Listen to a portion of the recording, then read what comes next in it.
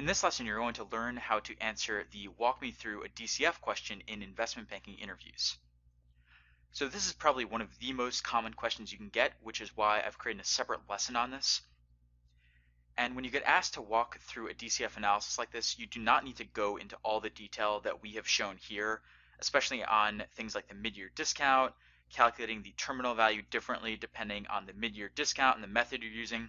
So you don't need to go into all the detail on that. The interviewer is really looking for a few key pieces of information, and if you can get those across, then you should do fine answering this question.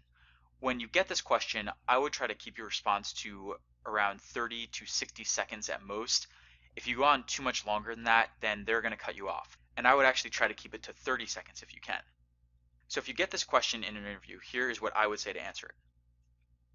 In a DCF analysis, you calculate a company's value based on the present value of its free cash flows as well as the present value of its terminal value. To calculate the present value of its free cash flows, you project revenue, you go all the way down to operating income or EBIT, subtract taxes, add back non-cash charges like depreciation, subtract the increase in working capital and capital expenditures to get down to unlevered free cash flow.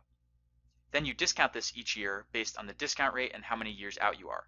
And you add these together to get the sum of the present value of cash flows. To get the terminal value, you can either use the multiples method or the long-term growth rate method, and you would just take the final year EBITDA or free cash flow and multiply it by the EBITDA multiple, or project it based on the discount rate and growth rate to get to the terminal value. Then you discount that based on, again, your discount rate that you're using. Then you add that to the value of the cash flows, and that gets you to the company's enterprise value.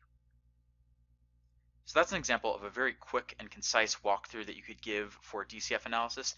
And actually, you don't even need to go into as much detail as I went into just there. You could actually give less detail, especially around the calculation of getting to unlevered free cash flow and around how you calculate terminal value.